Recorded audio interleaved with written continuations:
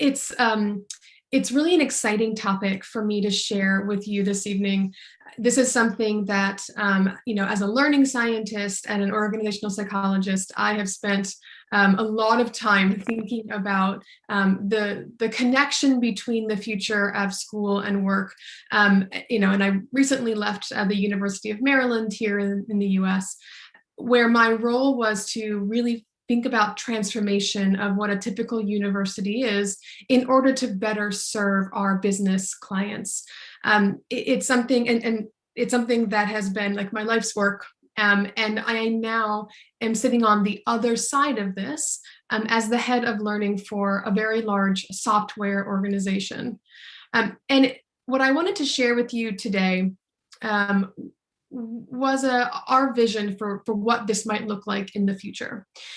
And I want to start by talking about one of the challenges that we face, or maybe the most significant challenge that we faced in the technology sector, which is a talent shortage. All of you who are in the business of learning or just in business also can, I'm sure, appreciate this issue. The tech environment was facing talent challenges before COVID, but the global pandemic has dramatically increased the need for talent and further squeezed the market. So, we're already facing a challenge where the global demand for education of software engineers is outpacing supply. And now we have more and more organizations who are really facing critical and maybe dire needs. Like for many industries, transformation is not a nice to have. It's an existential challenge. Without the right knowledge internally within the organization, you're not able to compete as effectively with upstarts in the market. There's several challenges, but another one that really plagues the talent industry or in the technology space is the gap between skills of what people have when they are employed and what they need. Because technology expands and evolves so rapidly, we are constantly facing the need to upskill our employees, and not just in technology spaces. As we become more and more specialized, as individuals advance in their careers, they need to be thinking beyond the tech and focused as well on soft skills, on people skills, on business skills. And if they are in a specific industry, really understanding the technologies as they are applied in that industry, but how that industry is facing transformation and how technology can support that growth. Another challenge that we struggle with is poor talent indicators. And by this, I mean, when universities are sending students into the employment space, they come with diplomas, which don't necessarily represent what students can do. And their focus has been on, to this point, seat time, meaning not how much really you have learned, but how much time you have spent sitting and in receiving information and content. So this unfortunately translates as well into the corporate space.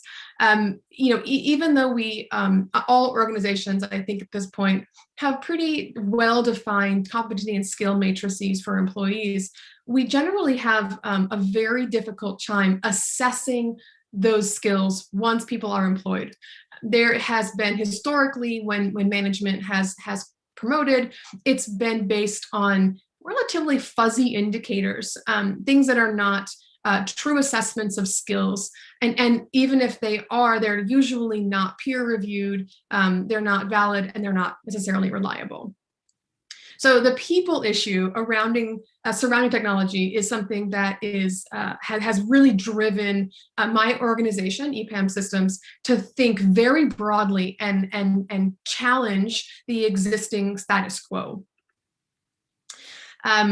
The reason that we struggle and many other companies struggle in this space is not entirely explained, but largely explained by the current state of higher education. As any of you who have gone through university know, maybe you have kids who are going through it now, not much has changed in the past 200, 400 years. People are still locked in classrooms. Campuses are usually very physical. And there's really a sage on the stage mentality where an instructor, an expert in their space, is hired and supported to talk to students about what they know, rather than focus on what students are achieving at the end. There are a number of current state challenges. I've mentioned a couple, but let's get into a few more. One size fits all curricula. This refers to the idea that a degree program in undergraduate space in the US is 180 credits. If you have come into university knowing half of what is expected, you still need to spend all the time that the students who know none of what you know have to spend. This is an incredibly inefficient way to educate, and it's becoming more pressing because of the influx of those coming from employment. So, older students who are coming back to university to achieve a degree or to develop a new one. Traditional campuses, again, this concept that learning has to be tied to a physical space, and that learning needs to be done in person at all times is really significantly limiting the number of students that we can reach in the university systems, and in many cases, the economic makeup of those students. Another challenge is the traditional focus on students who are in the 18 to 23-year-old range. I'm sure that you have seen all the statistics coming out about the need for retraining existing employees, the fact that automation is actively changing the roles of individuals and in some cases pushing them out of their current career. So, shifting this mentality is a very significant issue for universities. And, I'm sure many of you are here because the university system has not done a great job of that. And many education businesses are developing in order to bridge that gap. Another, thinking back at university, you probably remember your, final exams, your big papers. The idea that, in the university system, we are defining success as on tasks that are relatively well structured. They're not very there's not a lot of variation in what they are, and it's something that is done on an individual basis, generally speaking.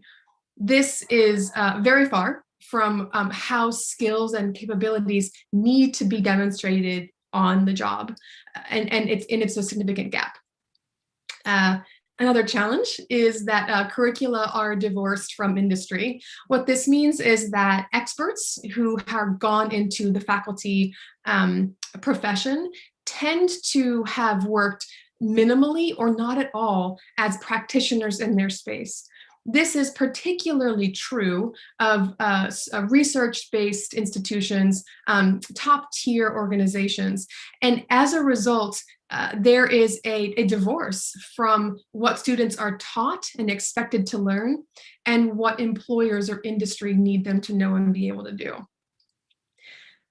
Lecture, I've mentioned, is a challenge.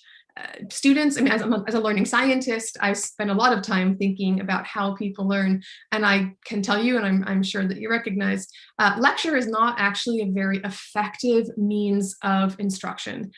Learning is not, like receiving a radio signal. Just because someone says something doesn't mean that as a recipient, that is just going to be directly connected to my brain.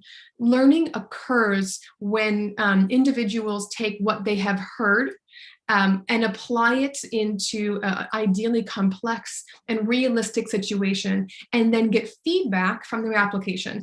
That is the definition of learning. And unfortunately, the typical mode of universities does not address the totality of what is needed. The focus has been and is still primarily on knowledge communication.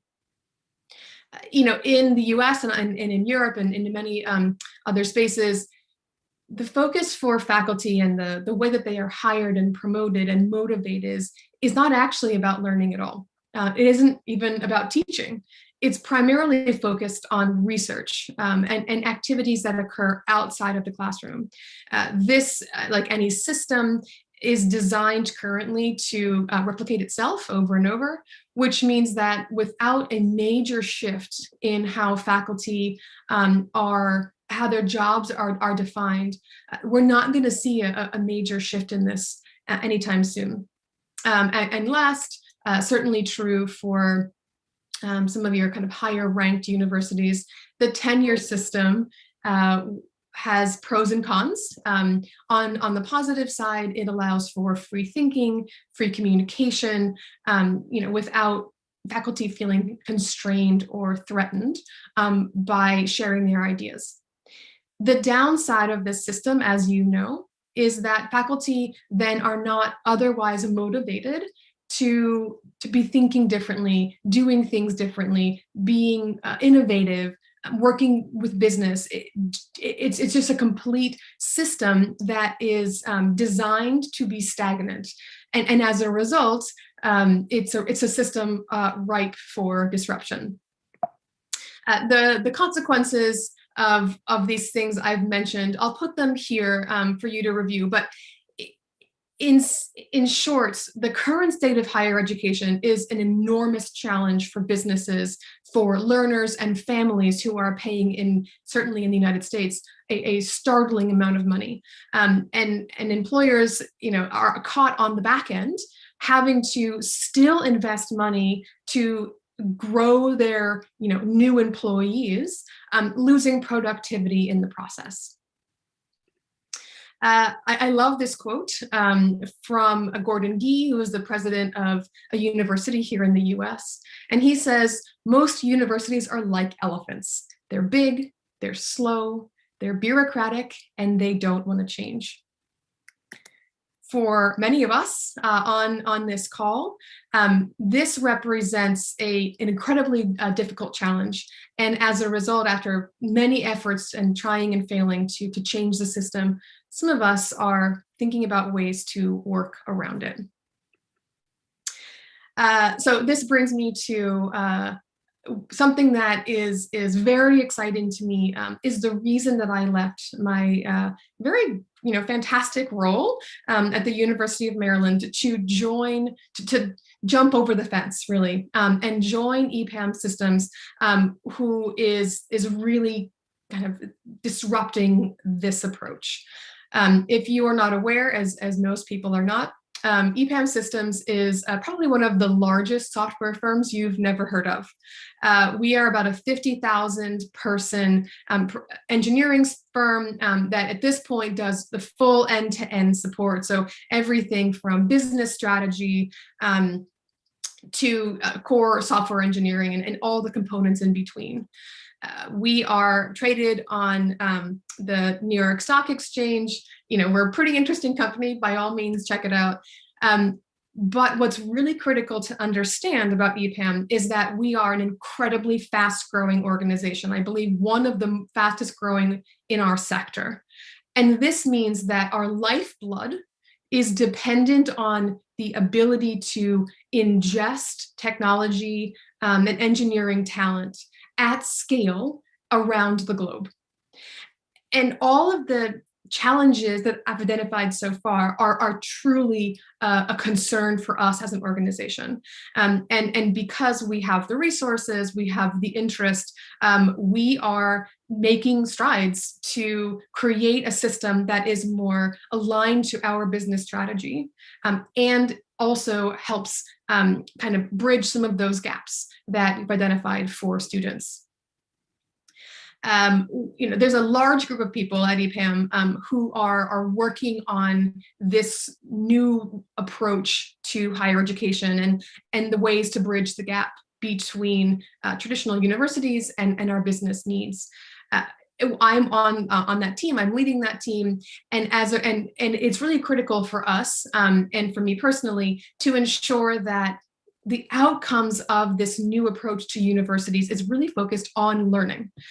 So making sure that students come out of this, this activity with real knowledge. They're ready to work on day one, and they have the breadth of skills that are required for success in our organization and in the field in general. So we're focused on quality, scale, and disruption. To address quality, we are oriented toward experiential learning.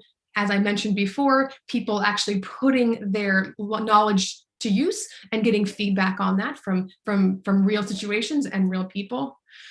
We are developing an agile curriculum, something that evolves as the needs of the sector evolve, as each role evolves and changes, to ensure that the curriculum is constantly growing along with it.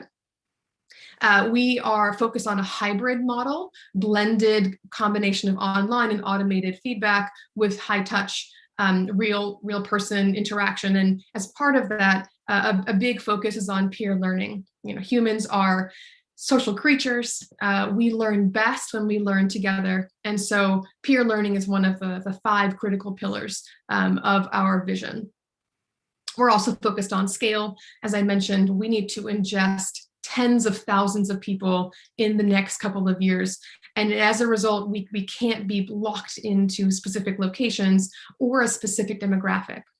Our design is high scale, it's adaptive, it leverages online learning, which is scalable and very effective for what we're trying to achieve.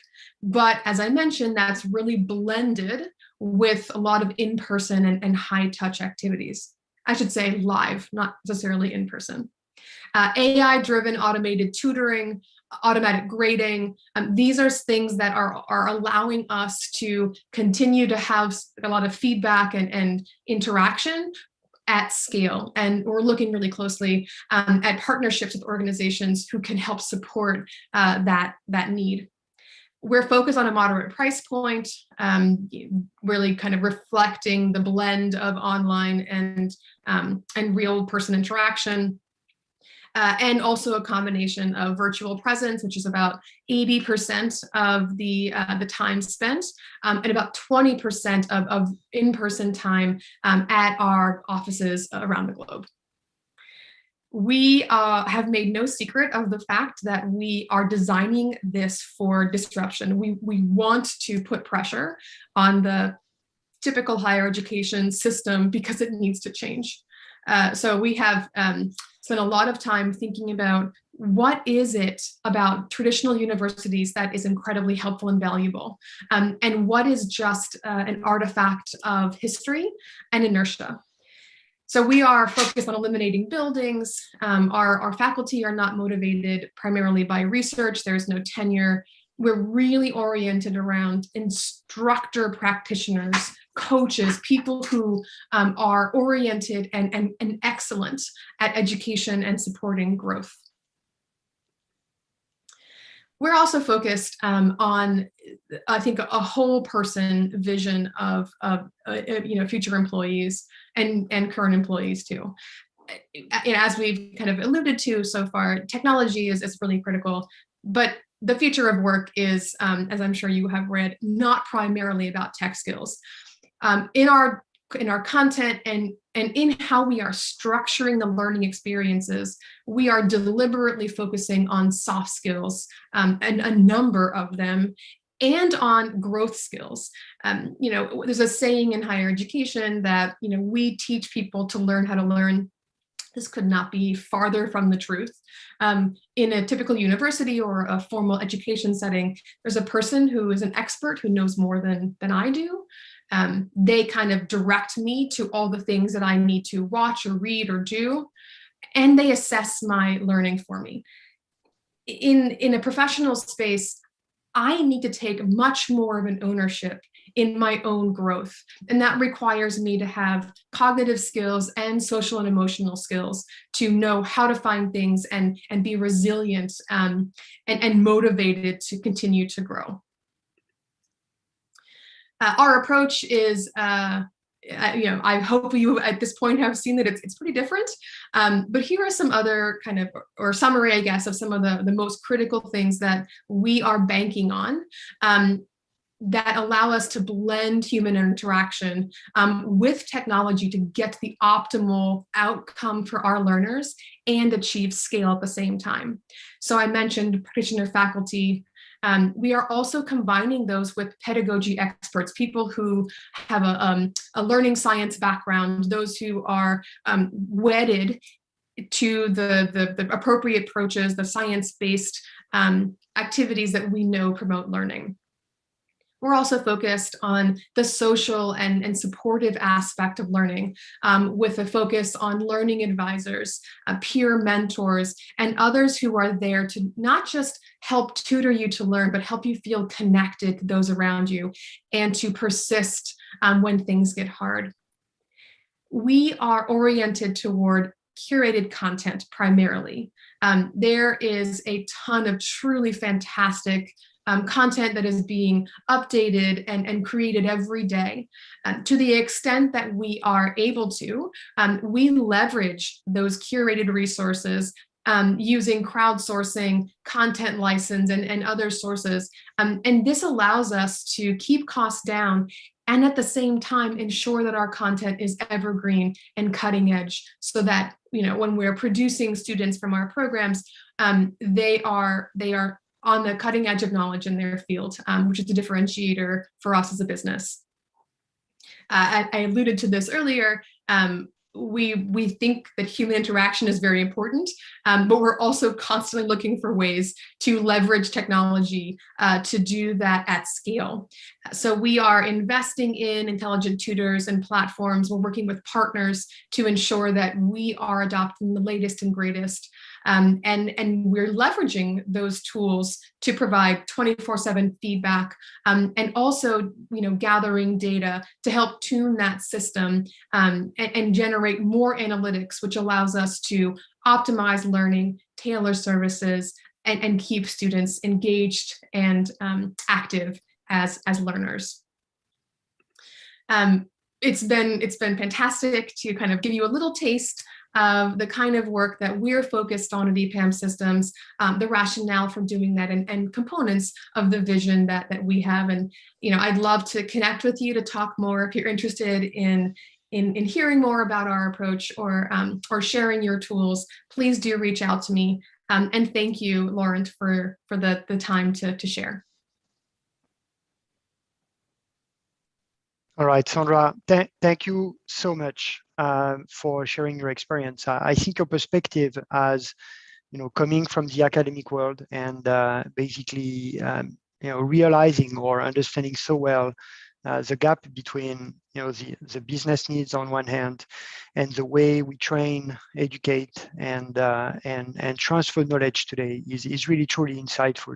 Thank you very much. I think I like very much, if I may just rebound on this, the way you look at some of these challenges, right? I think there is something which is telling, and your elephant story actually made me think about it. On one hand, you have those kind of overall challenges, talent shortage, skill gaps, poor talent indicators, which actually take time to fix. Right? I mean, it takes time to prepare, form, educate talents. It takes time to basically transfer skills. And it looks like the speed of the education system, maybe in the same way you compare it to some elephant, or your quote was coming from someone that knows the academic world very well. I think this opposition of speed, the speed of the business on one hand and the speed of education, is basically the main challenge that we think at Alimira, and I'm sure at EPAM you do too. Technology can partially address, right? Technology cannot solve all those problems, but I think technology can actually help companies to probably move faster and in some way bridge some of these gaps, either in talent or skills, or getting the right data about the talent. So thank you again, Sandra. Very nice having you with us today. I wanted to come back briefly on the vision of SIT Alimira. It's going to be a few slides. I'm going to probably go back to some of the challenges that Sandra actually went through and explained. But at a high level, and as I mentioned in my introduction, Alimira is about learning management, education management, and science management. So in terms of learning, and this is what we're going to be focusing on today, think about basically anything that you could do, and Sandra mentioned some of those tools in order to make in order to make education and learning basically more automated, smarter, more engaging, more interactive, right? And basically creating this new relationship and connection between students and peers and professors, faculty, and instructor, so that you can actually deliver education and knowledge and deliver skills on a constant level in a more engaging way, right? And that's what we're going to focus on tonight.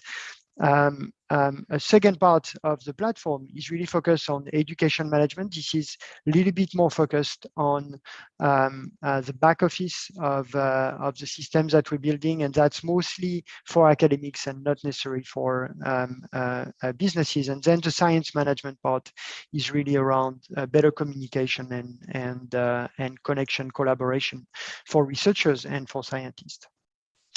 Now, the trends that we see in the market on a broader level are very similar to the trends that EPAM, that Sandra at EPAM basically expressed, right? We see a digital transformation taking place in the education sector.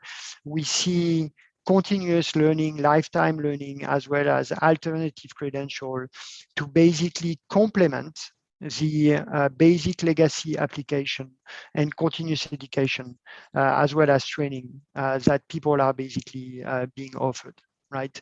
On the digital transformation side, we obviously see the move from a more traditional, face-to-face type of transfer of knowledge within businesses to go online, right? Using probably better technology and essentially making it more efficient and optimizing it. You need to train more people. And again, the speed, I think, is truly important here, right? What you need to think about is the speed of a business, and I'm going to use EPAM because I know a little bit about their business, and the speed at which they basically recruit and onboard, the speed at which they update system and applications that they build for their customer requires them to provide an education and a speed of education which basically going to match the business speed. And I think that's really important.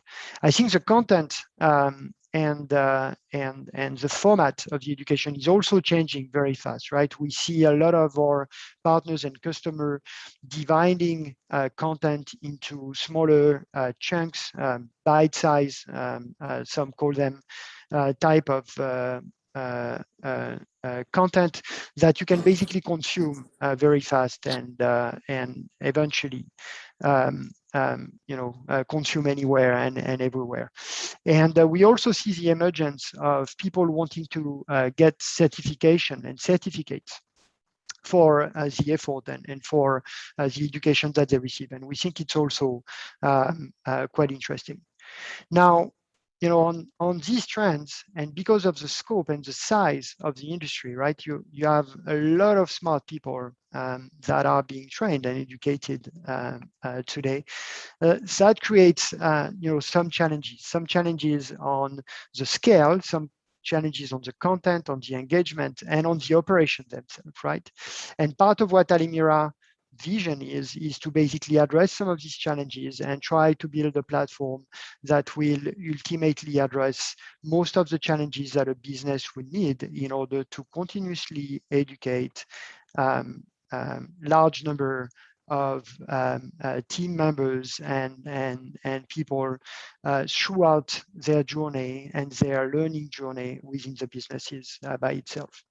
So on the content side, one of the big challenges to basically update content from whatever it was, which is in general quite traditional, right? It's based on PowerPoint presentation and maybe a little bit of animation out there. It was delivered a lot face-to-face, and basically make this more interactive, but also make it available for some hybrid model where content is not going to be used only within an on-prem and face-to-face fashion organization, but also in online, as well as in synchronous and asynchronous way, right? The second challenge with content is that you need to build a lot of content, right? I mean, if you're a software company, your software evolves very rapidly. Most software today are as a service. They release product, or they release update rather of their product every couple of weeks, if not more.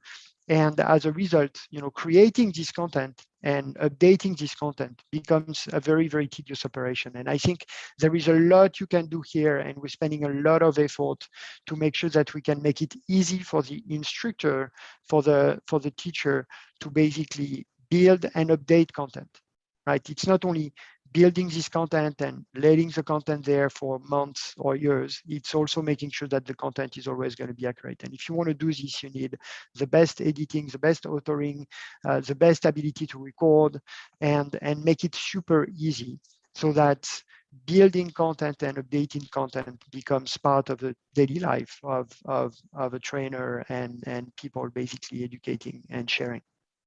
Now, I think on the engagement side, Sandra actually mentioned quite a few cool things. We're doing some.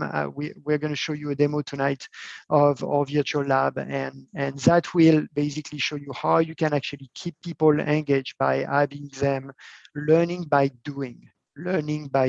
And basically not only being spectator or consumer, but also actor and doers within the process. And I think that's really important, multiplying the level of communication and the ways people can actually communicate as part of any course, any program, any training, and making collaboration a key part of the platform, right? And then, of course, making sure that you can actually scale this so that you can automate and potentially include smartness within the application, which is also what we're doing around the way you are going to assess your team, the way you are going to grade your team, the way you can actually automatically provide information to them, as well as intelligent tutoring, but also looking at maybe their emotion or their level of attention so that you can actually adjust the class in relation to the level of attention of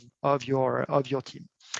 And of course, we believe that technology, as I mentioned at Alimira, can actually help addressing part of these challenges. It's actually a journey, and today we are going to show you, the beginning of this journey. We've been working on Alimira Platform for the past couple of years.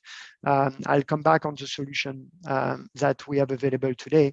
But I think what's important to understand is that it's not one size fits all, right? It's not going to be one tool that is going to address problem. It's going to be a combination of what is available in the platform and what comes to complement the platform in terms of better engagement, better interaction, better automation, smarter way to basically work and deal with your team. So on the content side, and I'll come back to that, we're building really cool tools such as the lab that I mentioned, the avatar that I will explain slightly later, but also better visualization and modelization of the content, right? Making the content something that is likable and playable, right? In some way, it's some gamification of how you can actually play with the model and basically have a better representation of it while engaging the student.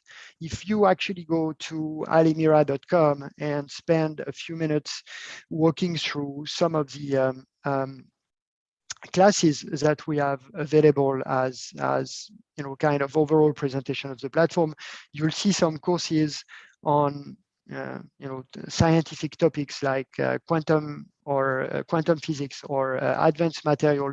And if you play around with some of this model, you see how you can actually be more engaged. And that's part of the solution we're building.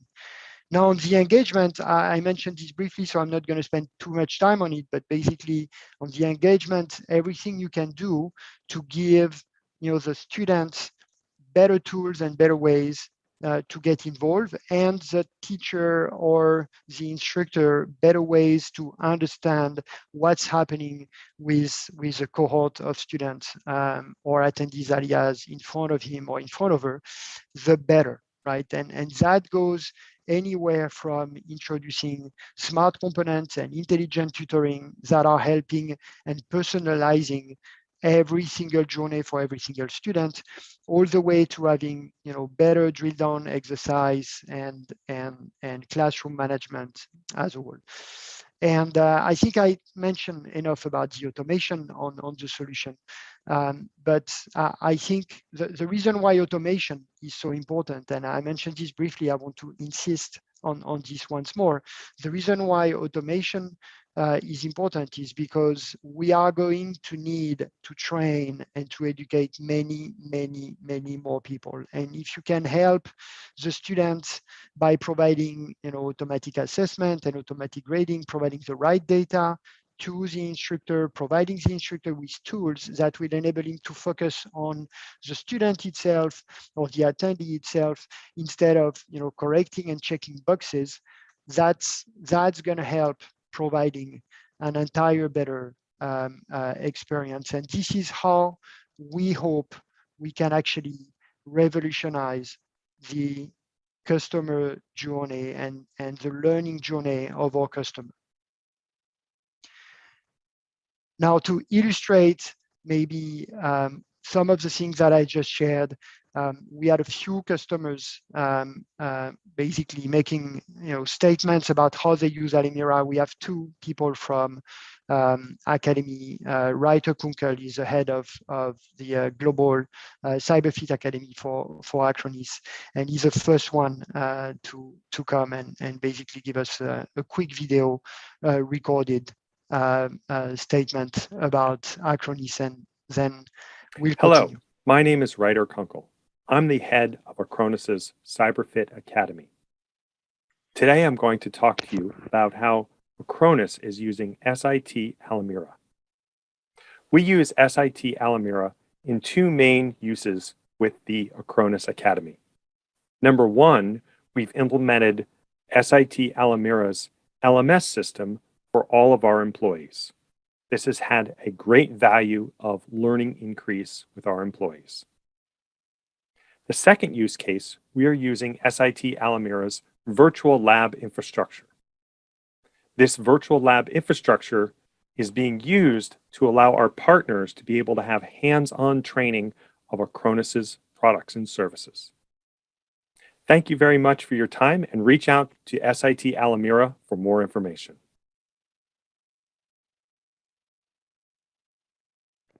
All right, and basically to illustrate, what some of our customers are doing, we decided to show you Alimira Virtual Lab. And in this demo, Debbie is basically going to show us an instructor creating a lab, right, which would work very well in the case of coding school, but will work very well as well in the case of a software company like Acronis. And we'll basically demonstrate how easy it is to create your lab almost in minutes, right? And then customize the different steps and activities and tasks that you define as part of your lab, and making sure that you can finally record the lab and publish it. All this in a few minutes, allowing you to basically instantaneously coach as well as support new learning process for large group of people. Hello, everyone. In this demo, we will demonstrate how easy it is to create a new lab using our product. We're going to use the example of one of our partners, Acronis. Acronis provides the Acronis Cyber Cloud Solution, which is a multi-tenant cloud-based cyber protection solution for service providers. We're going to create a very short lab to demonstrate to Acronis partners how they can create a new customer tenant in the Acronis cloud. So let's get started. We have two types of labs: a coding lab to teach programming, and software labs to teach how to use software products. First, we should fill in general information, the lab name, description, and update the cover.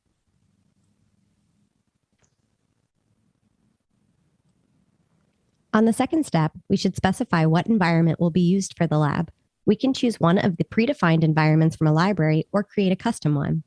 It could be a simple environment with a single virtual machine, or a more complex one consisting of multiple machines combined into a cluster. For today's purposes, we are going to use a base Windows virtual machine.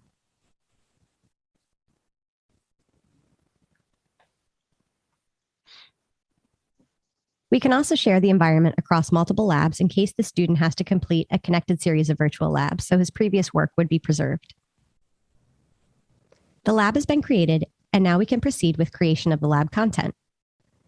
It is often needed to prepare the lab environment for a student, create an individual account, pre-configure software, import some data, and so on. This could be done by using custom actions. Let's add one.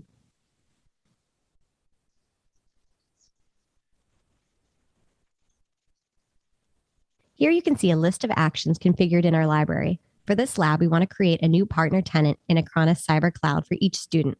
Let's select this action. This partner tenant will be created when a student starts the lab. There are two ways to write the content for the lab.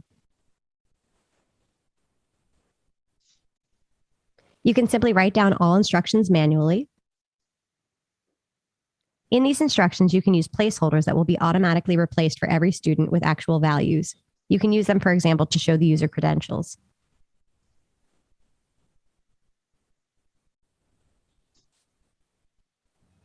Alternatively, you can use a lab recorder feature.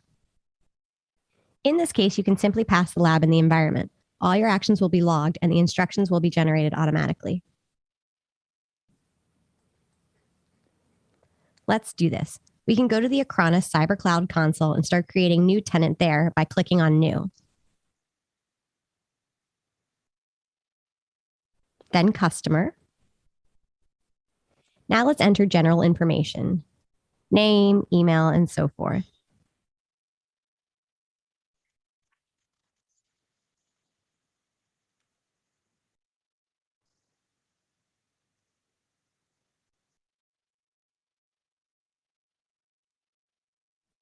Then configure the tenant settings.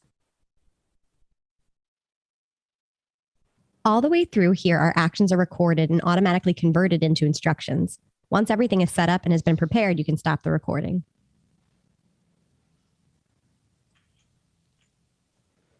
And here we can see the automatically generated instructions that appear here in the task list. You can do the recording again if you need to do so, or you can modify the steps or add a new one. We can also add hints for a student.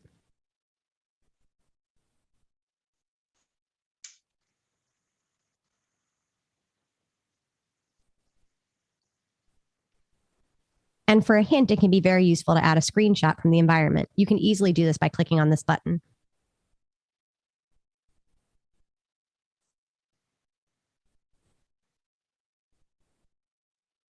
Now, when we have finished with the recording, we can return to our main view. And here we have the lab content we created.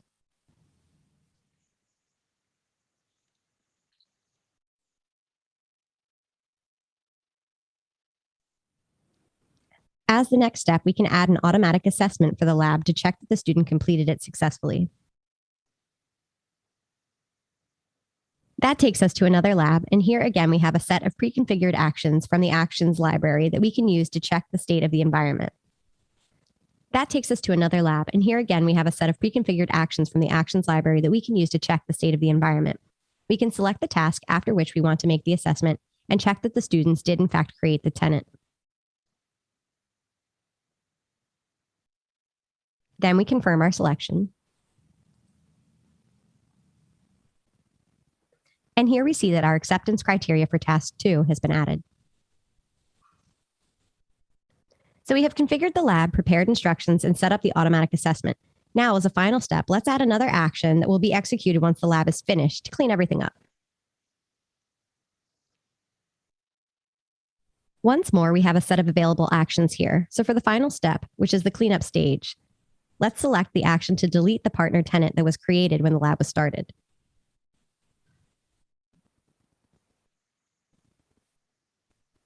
Click Finish.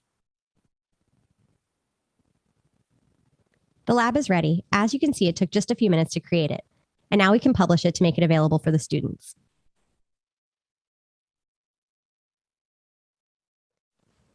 If you use SIT Alimira LMS, the lab will be automatically available there. If you use a different LMS, you can still integrate our labs into it. For this, you should copy and paste these settings into your LMS.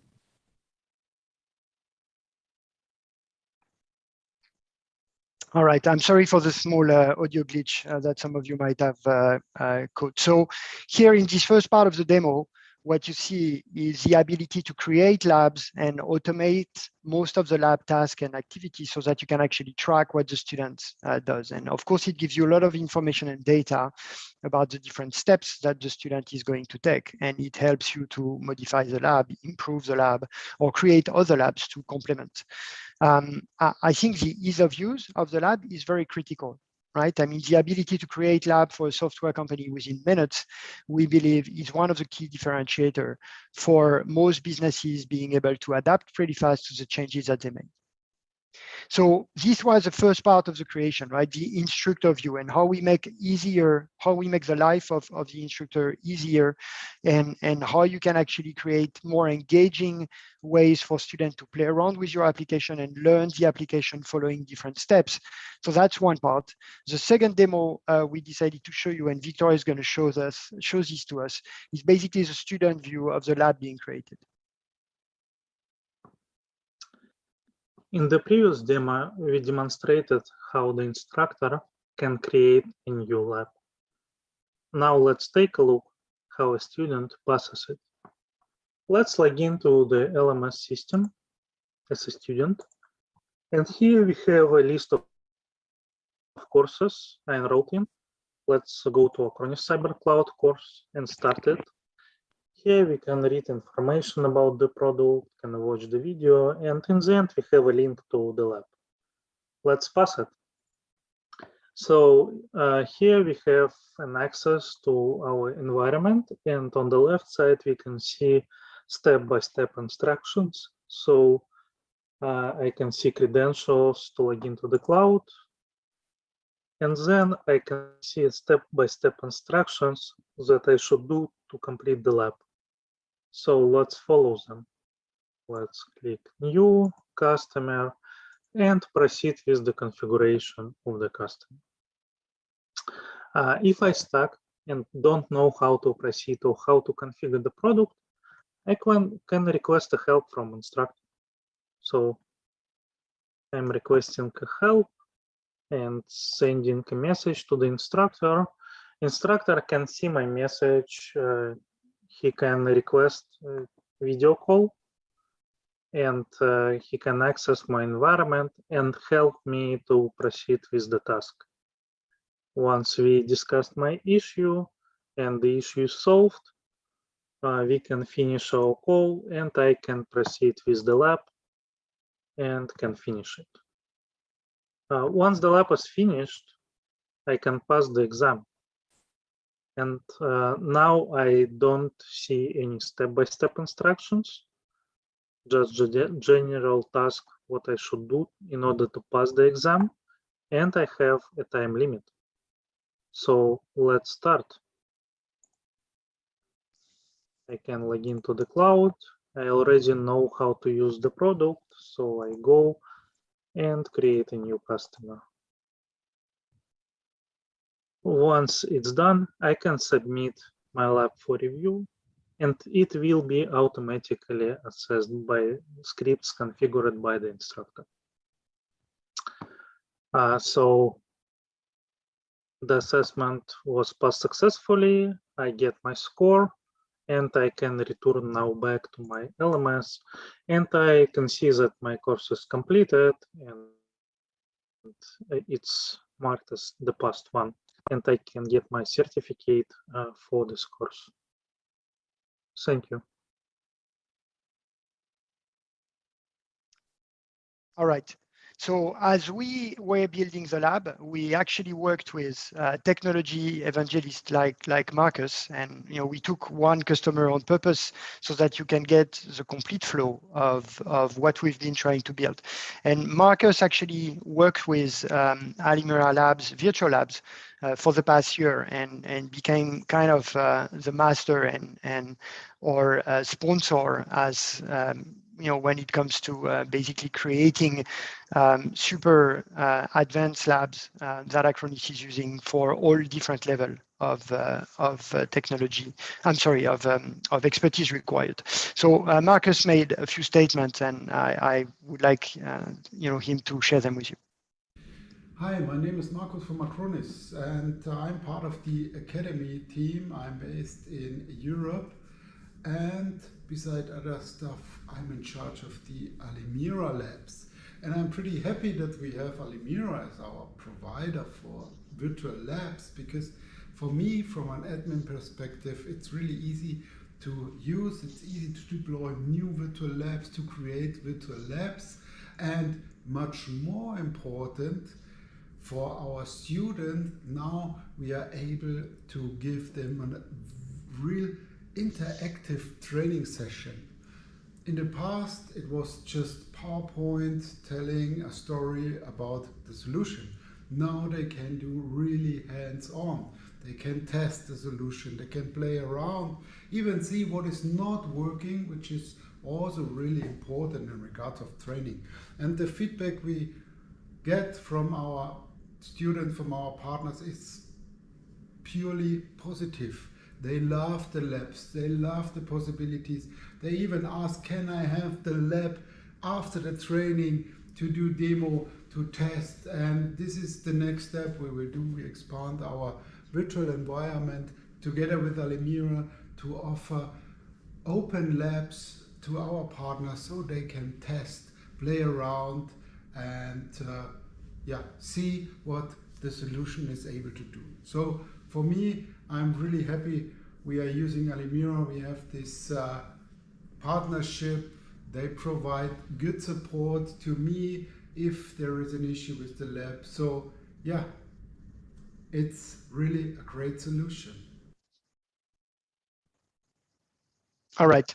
So I think enough for the lab, and I'm going to move to some of the other product. But so one thing that I wanted to mention is that we also find usage around the lab and the virtual lab, especially for software company, to be quite diverse, right? We find it in a very structured model. A very structured mode.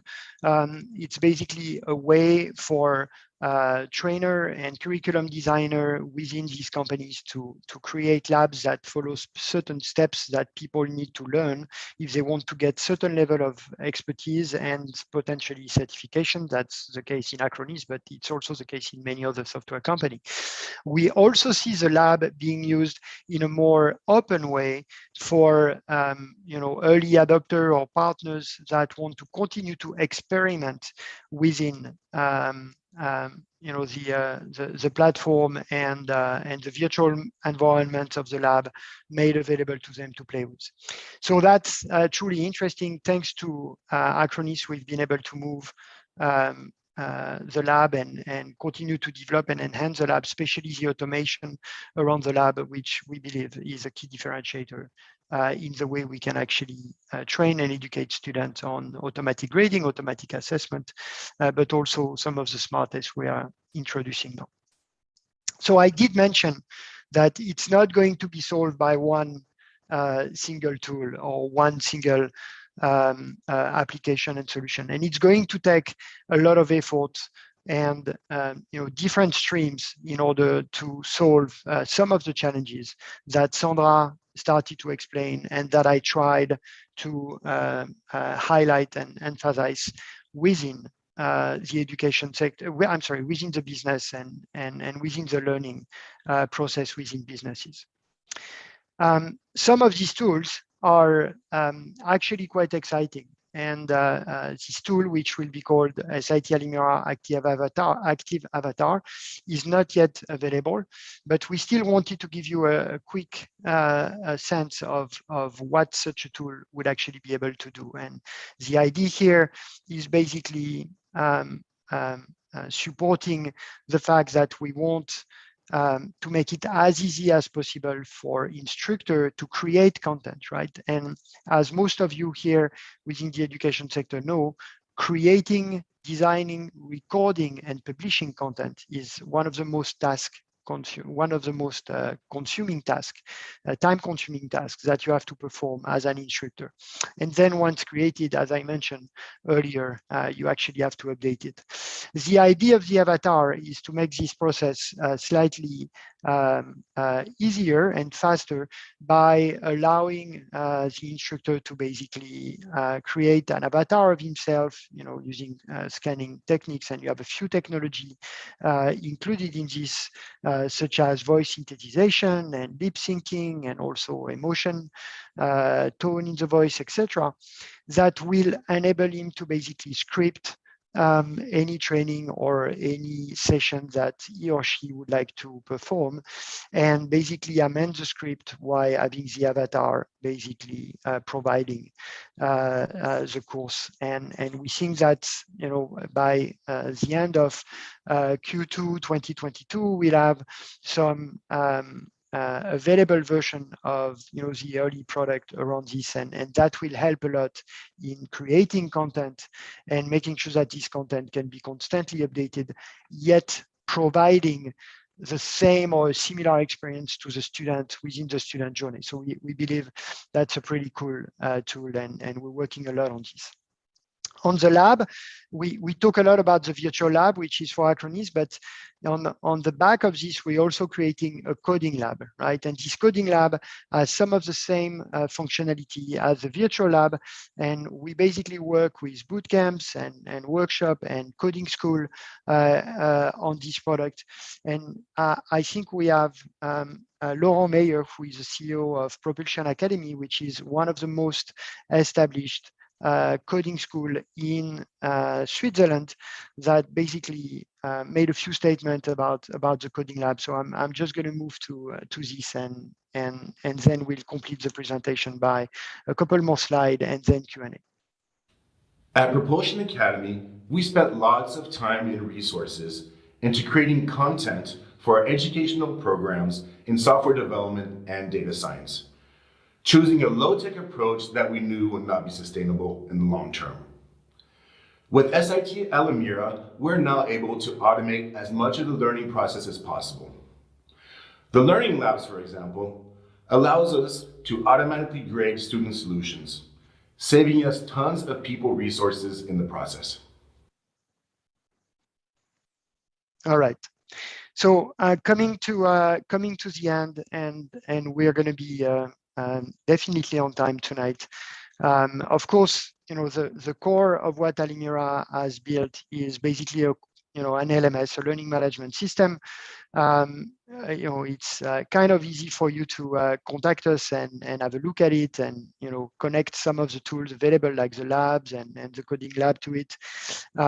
We believe that by providing it as one central point, we also address the problem of integration and, of course, usage, and providing also an amount of data and information and business intelligence to the company that will ultimately serve the purpose of having an integrated system. So everything that is being done as part of the LMS is being tracked.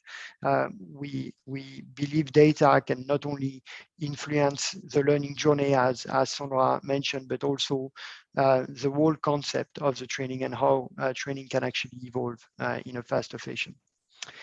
And that will be it for tonight. And we are just reaching a little bit more than the hour, so it means we have 20 minutes for question and answer. I suggest, Boyana, that we basically take question from the chat, and we also we take question from the chat, and we see what people have to say. Yes, we actually got several questions on chat and streaming on YouTube. So, Laurent, this one is for you. How can corporate companies train their partners by using SAT Alimira? And what are the parameters of building a good training course for the partners? All right. So that's really a good question. So of course it depends on companies, but for companies that have large number of employees, large number of partners, by definition they also have large number of customers. We find that the need and requirement of the training associated with what an employee would need, or a partner would need, or a customer would need, tend to converge, right? Where it used to be fairly different. You used to have end user certification and partner training and employee onboarding. We think that a lot of this is going to converge. Certainly from a platform standpoint, we believe that's true. We also believe that by providing, a good example is a lab, for instance, to your employees, you can onboard them faster. To your partner, you can actually train them faster and make them more profitable. And same goes for end user. If you train them properly using the lab, you can actually reduce your overall support cost, etc. So we see this converging, and in fact, it could be provided on different level, maybe different certification level or different level of complexity. But we believe that all this is converging, and in fact, thinking of centralizing all your training and education on one platform might be a good idea going forward. Thank you, Laurent. I hope we answered the questions. So right now we have from Roman one question for Ilya. Ilya Baymetov, Chief Product Officer, is here with us as well. Question is, how is SAT Alimira Active and Coding Lab different from each other? Can you repeat the question? How is SAT Alimira Active and Coding Lab is different from each other? We actually don't have a product that is called SAT Alimira Active Lab. We have coding labs and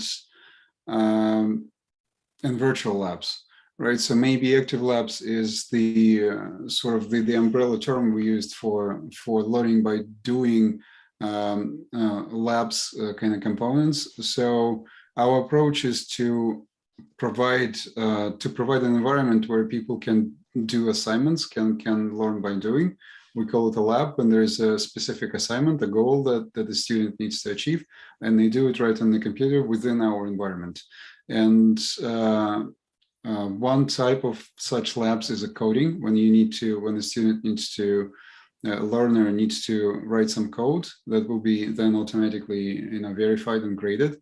And another type is where the student needs to do something with the computer system, whether it's a web application or maybe deploying something on the computer or creating a Kubernetes cluster. So these are just two types of labs we currently provide. We're going to extend the sort of the assortment of labs, but I think Active Labs is an overall term that refers to all of our labs. Thank you, Ilya. Now we got one more question for Victor, who is Senior Product Manager for SAT Alimira. Victor, question is, are practicum and labs connected to each other? Can both the service function individually, or a company institution has to invest in both? And if one needs to be chosen, what should be chosen? Well, they use for kind of different scenarios. If you would like to build trainings and courses that your employees or partners should pass in self-paced mode without any working in groups or interaction with the instructor, then you can build these courses using the LMS and labs. But if you need more interaction, group works, synchronous trainings, collaboration, working together on some projects, assistance from instructors, that's where our practicum can help with. Thank you, Victor. We got two more questions. One for Laurent again. How I can get measurable return of investments in corporate training? All right. So Well, of course, it would probably take a long time to answer this question in full. But I think in general, if people are better trained and can actually perform their task and learn that the tasks that they're supposed to perform in some better way and can do it in a fun way as well, they tend to perform better, right? If you train in the same way your partner, as I mentioned briefly, and you train them with tools that make them more efficient, they become more profitable. If they become more profitable, you're supposed to become more profitable. And that's, again, kind of ROI, which is very key. And same goes for end user. Now, those are overreaching ROI. I believe the reason why you want to believe in education and invest in training and education platform like Alimira is because overall it can significantly improve your business by making people better, make them do it faster, and essentially reducing costs associated with issues and support and misunderstanding. Now, the ROI is also about making people happy about what they do, right? I mean, if you know what you're doing and if you learn faster and if this learning experience is a great experience, then having happy people in your team is obviously a fantastic ROI. And I think training recently and education have played a much bigger role in making sure people feel comfortable and feel fine and feel they're growing as part of their learning journey within the company, and nurturing their talent is probably the best ROI you can build and calculate for your employees. Now, if you go down to the lower level of the ROI and basically try to track data, well, of course, within Alimira, for instance, you're going to find a lot of KPIs you can build as part of each class that will basically give you information about how well some of your teams, some of your departments, some of your team members are performing and how you can actually help them. And those are very measurable ROI, like from month to month or from quarter to quarter. You can see improvement in the way certain processes are being completed and the way people basically enjoy updating themselves and upgrading themselves. I think if you go back to what one of the things that Sandra mentioned, between the legacy education model within universities and traditional education, and what people are willing to do today to get trained and to learn better and to learn more, I think we have probably reached this stage now where the majority of the people of all age want to actually go back and learn more, and you need to give them the tool that will enable them to grow. And I think that's probably the biggest ROI you can calculate. So let me add to this a couple of more real examples from our partners, very specific ones. First example, that's about support and training partners. So we can clearly measure drop, and we actually see this with our partners, drop of amount of support incidents from partners who was trained using labs and who did these hands-on exercises versus partners who were trained using like old style trainings with text and just a set of video lectures. And another example, it's about measuring performance of sales team. So you can train your sales so they know the product better and can sell it more effectively. And you can aggregate the statistic about past courses, and you can join it with your statistics from your CRM, from say Salesforce, and you can clearly see correlations that sales that did this like hands-on trainings, again, they start performing better than they were before the training. So these are two real examples. Victor, thank you. That's very helpful. That reminds me one number. I mean, we have not shared a lot of number tonight, but I think we made some survey a few months ago with one particular customer using our lab, and I think the answer to the survey was that 86% of the few hundred people that basically took the survey after using the lab were basically saying that they prefer by a landslide the usage of the lab rather than following a demo online, right? So the difference is you're being trained by watching a demo or you're doing the lab yourself. 86% of the people prefer the lab. And again, those are, significant KPIs, right? When you reach this kind of level. Thank you both. Really great examples. Victor, now please, we have one more question for you. It says, am I able to upload all data on the new online training platform? Yes. So you can upload information about users, like in which departments they are, their roles, and you can also import information about like past courses on the old platform, including the grading, certificates, and so on. Thank you so much. We are done with questions and answers. Of course, if anything comes out later, we will be able to answer with a follow-up. Laurent, now I will hand over to you. All right, thank you. Thank you, Bojana. So thank you very much again for joining us tonight and spending this hour and 15 minutes together. We hope we could actually share our vision and the execution of what Alimira is today. So again, we're building three very big components as part of our platform: learning, education, and science. And we believe learning, which is kind of the key focus for us right now, is really a game changer in the way businesses and enterprises can actually educate and train their team and scale the level of engagement and the level of interaction that they have with their team as part of education. If you have any question about Alimira, please visit alimira.com. If you have any question about people that presented today, please feel free to send me email directly. You can send teampm@alimira.com. You can also use my email, ld@alimira.com. If you had any question to Sandra about EPAM, please feel free to contact us and we'll make sure that we have the email and the question follow up to her.